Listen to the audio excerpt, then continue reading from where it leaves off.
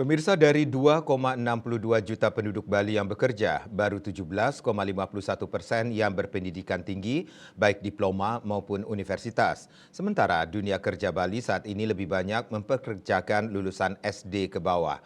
Kondisi ini sangat miris, padahal Bali dikenal sebagai gudangnya SDM berkualitas dengan angka partisipasi kasar APK masuk perguruan tinggi di atas 40%.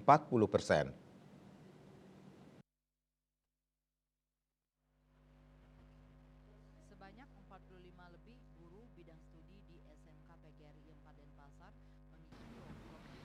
Pengamat pendidikan Dr. Ana Agung Gederake mengatakan cukup miris melihat angkatan kerja di Bali. Faktanya, dia melihat tiap bulan ada saja sarjana dan diploma yang diwisuda atau lulus. Bahkan jumlahnya tak main-main hingga mencapai 2001 universitas. Berdasarkan data Agustus 2023, penduduk yang bekerja dengan pendidikan SD sebanyak 838,49 ribu orang atau 32,07%. Dan tamatan universitas sebanyak 323,08 ribu atau 12,34%. Pekerja tamatan diploma sebanyak 135,21 ribu atau 5,17%.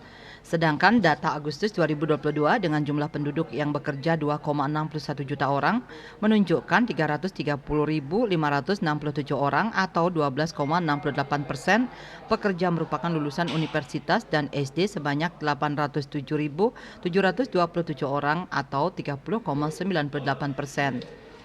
Rektor Dwi Janda University Profesor Dr. Insinyur Gede Sedane juga mempertanyakan profil angkatan kerja di Bali masih didominasi lulusan SD ke bawah.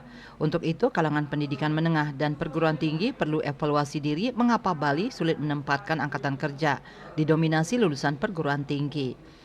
Baginya angka sarjana yang lulus di Bali tak semua datang dari Bali, banyak dari NTB dan NTT. Setelah tamat, dia kembali ke daerahnya.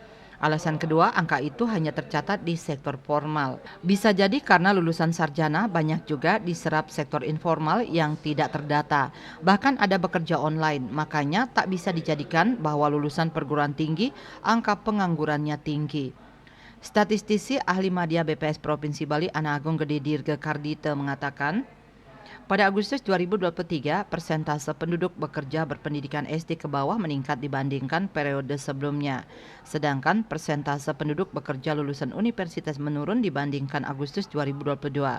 Sementara dalam menghadapi persaingan ke depan di era teknologi dan informasi dibutuhkan penduduk yang memiliki pendidikan atau keahlian khusus yang notabene didapatkan di pendidikan tinggi.